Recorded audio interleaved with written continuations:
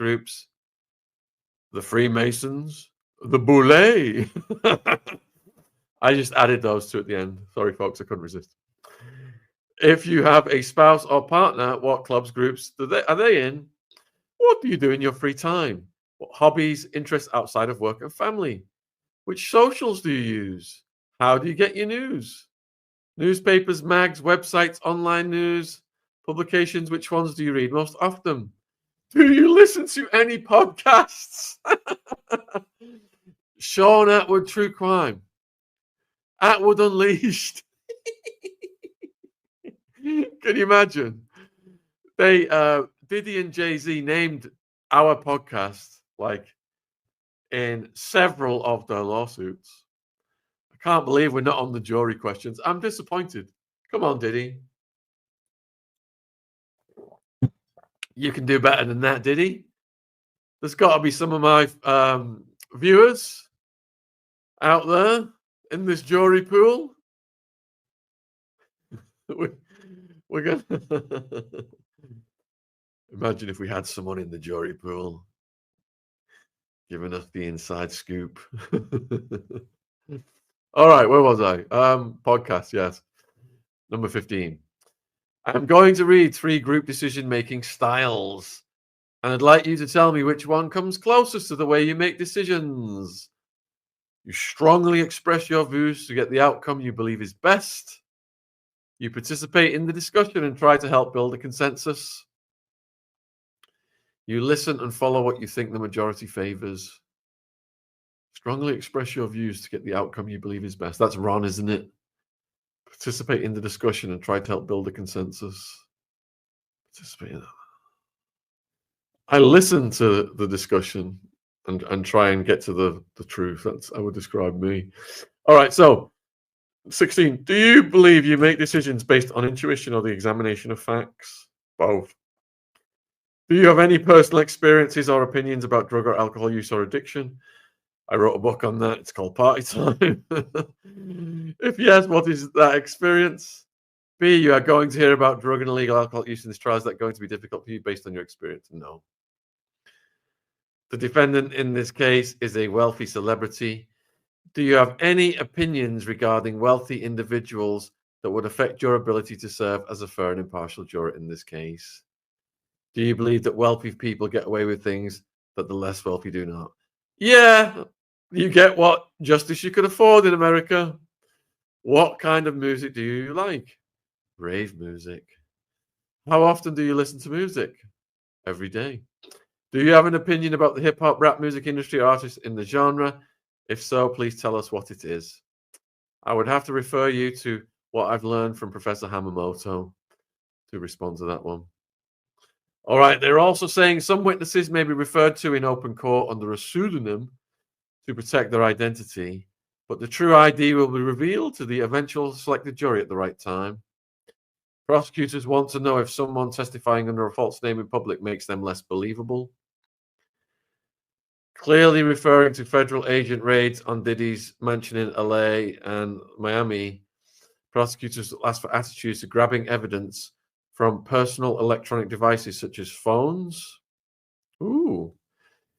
You may hear testimony in this case that law enforcement officers recovered certain evidence from cellular telephone records and iCloud accounts. These searches were perfectly legal. Do you have any feelings, beliefs, or experiences regarding any such searches by law enforcement that would influence your ability to evaluate this testimony fairly and impartially? So in my case, they had wiretaps. They audio recorded all of our calls. We weren't all on the socials back then, fortunately. Probably would have made things worse. So Diddy's attorneys point to salacious details in the queries that include there may be evidence in this case about people engaging in sexual relations with multiple sexual partners. Would hearing about that type of evidence be difficult for you?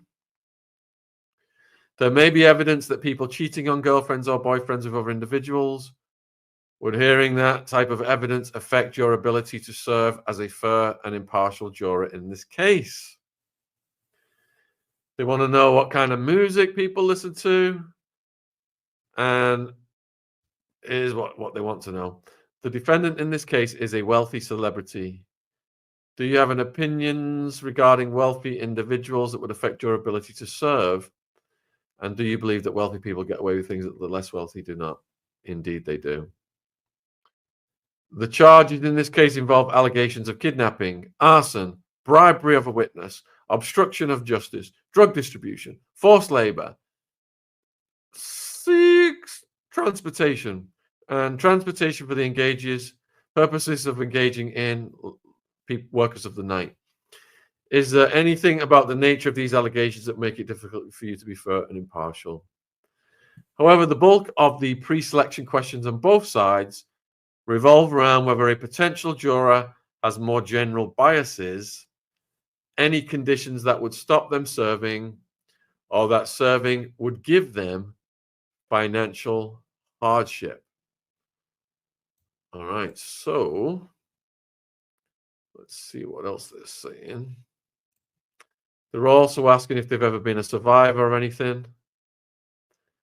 And prosecutors lay out the charges at the beginning of the document to be used as the questioning guide. I'm not going to go over the charges. We've been over that so many times.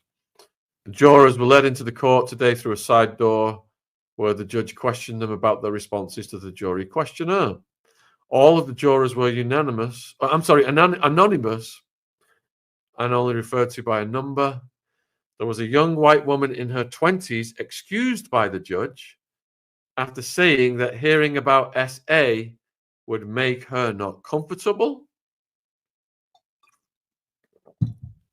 Probably a survivor. Another woman aged in her 30s was excused after writing in her questionnaire that the video of Diddy beating up Cassie, quote, could be damning evidence.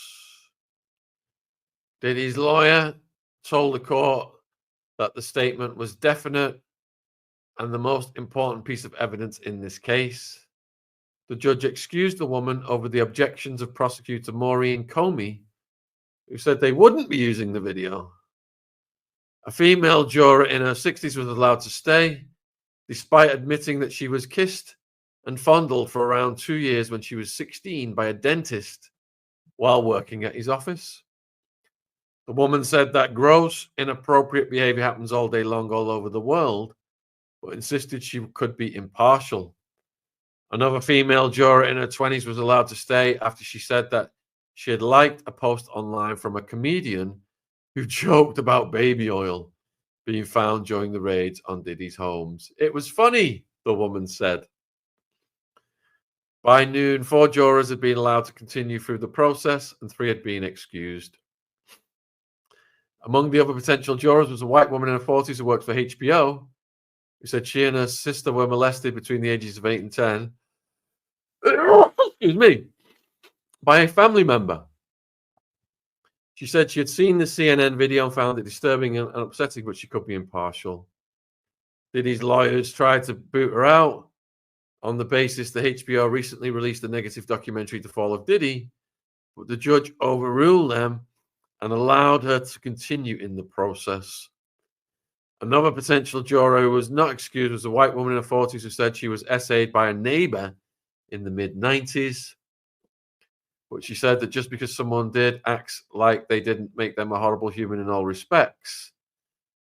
Diddy walked out of the court for lunch. He quietly beat his fist on his chest to a friend in the public gallery. All right, so they are the main news stories of what's come out today. I'm just going to refresh the updates now. I mean, there's tons and tons of stories. I could just spend hours here